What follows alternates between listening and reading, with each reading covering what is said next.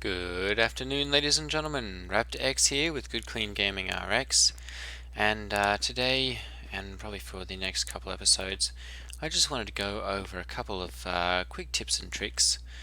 This one's going to focus on mining and ore gathering. I'm here at my iron ore mine, and I just wanted to go over that quickly here. So iron ore in 0.8 is set hard-coded so that it spawns 10 blocks below the surface within sandstone blocks. It's only in sandstone, so that's mostly here in the desert. There is some other places, but it spawns most heavily in the desert biome. So if we just go down 10 blocks, there's 2, 4, 6, this would be 8, 10. So this is about 10 blocks down would be the floor that I'm standing on here. And as you can see, there's still some right there. It's kind of spawning in at a pretty decent rate here, but there you can see, I mean, there is a lot of iron ore down here. So for those of you who are focusing on the iron ore and the mining profession, where you're going to be doing a lot of mining and producing the iron ore, so the smelting, mining, that kind of thing, it really works well if you just find yourself in the desert biome. Set yourself up a house there or something. There are plenty of materials readily available if you've got the mortaring specialty. So inside the masonry tree here, if you take the mortaring branch here, that allows you to unlock all the different mortared stone recipes, also all of the different mortar recipes, which basically means that you can make all of the mortared stone and roads really that you'd like if you get the mortaring skill here. And then the mining specialty is another one that I would recommend to get.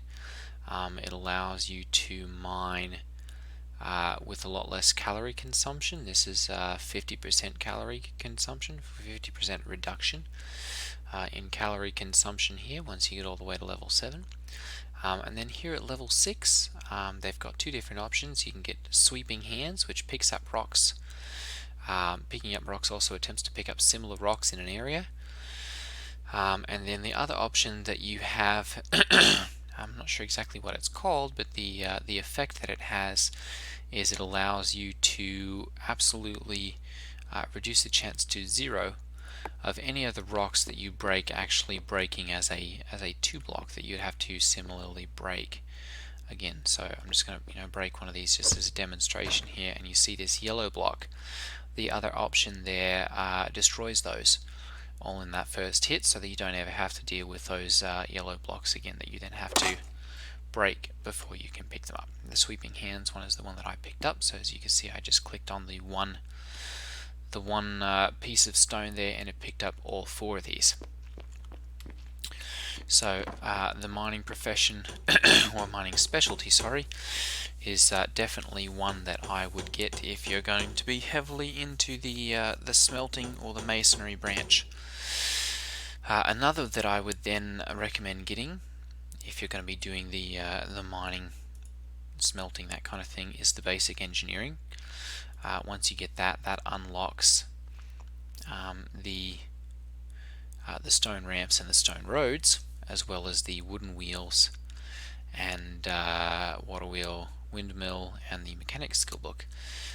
The wooden wheels will allow you to make the wooden carts, as long as you've got the carpentry skill unlocked.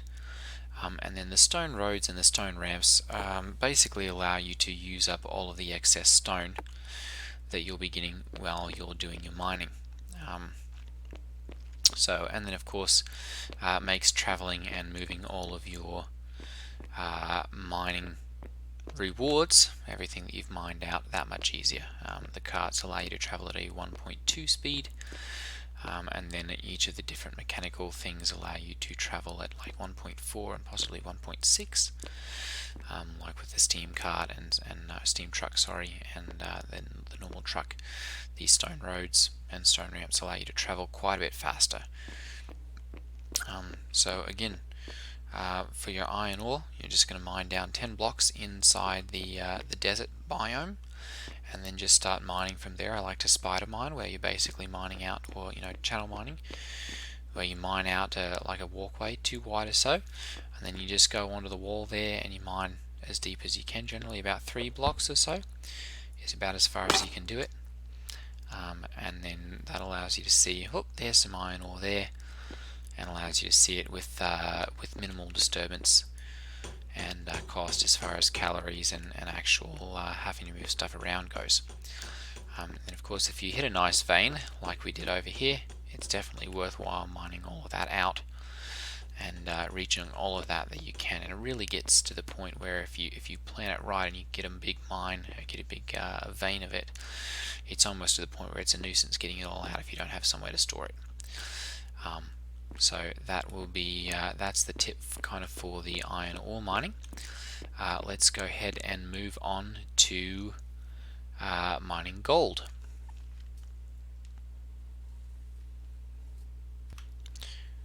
Okay, so here we are at my gold mine. This one I have done with I've set an elevator up, but gold, and the reason for that really is because gold spawns at a very, very low depth here. Gold spawns in between level 40 and level 70 blocks below the surface. So I've mined quite a ways down here, and those are contained within granite blocks. As I said,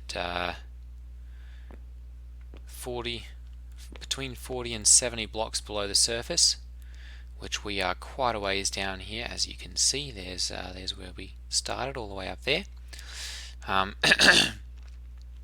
And it kind of has a lower spawn rate.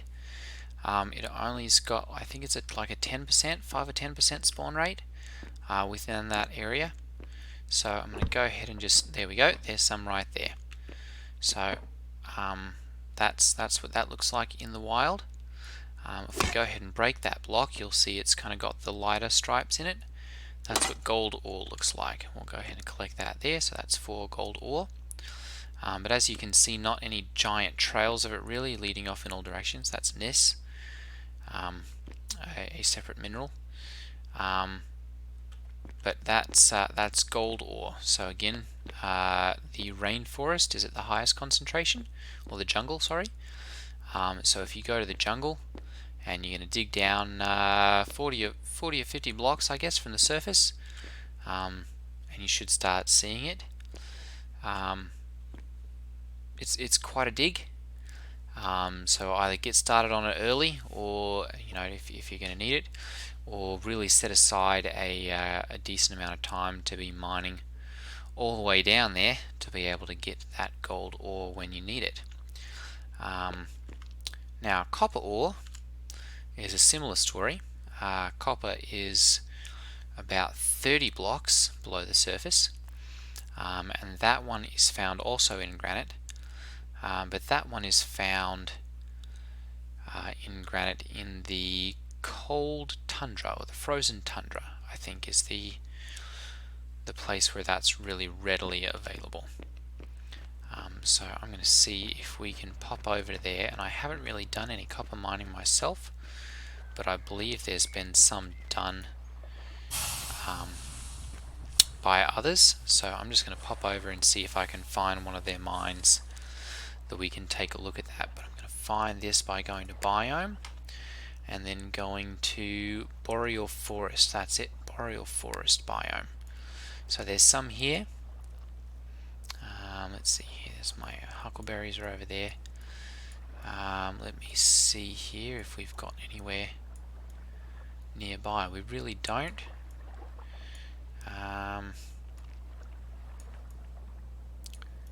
Let me see here. Oh, Yes, okay, so there's some over here. Is kind of where it's at. I'm going to see if I can pop into there, into one of the mines that's been established by another one of the players, and we'll just see if we can find it there. I think, let me check the tundra biome too, perhaps that's the other location that it's more readily available. And I'm really, oh, there we go, right there. Yep, there's no one really over there either. So perhaps we've not found a whole lot of it, but the tundra and the Boreal Forest biome is where the lot of the copper is located, about 30 or 40 blocks below the surface. So I've generally found actually that a lot of this, as you can see here, that's the Boreal Forest is very built up. So if you find one of these giant granite outcroppings and you just start mining into there, that's kind of where that will be located. So that's kind of those are kind of the tips that I've got for the mining profession. So definitely get your mining skill inside the masonry profession. Get that. Get your mortaring skill inside mortaring, because that will definitely help with disposing of the stone and actually using it for something constructive. And then also go ahead and get the basic engineering, and that way you can specialize in roads and different stone manufacture and that kind of thing.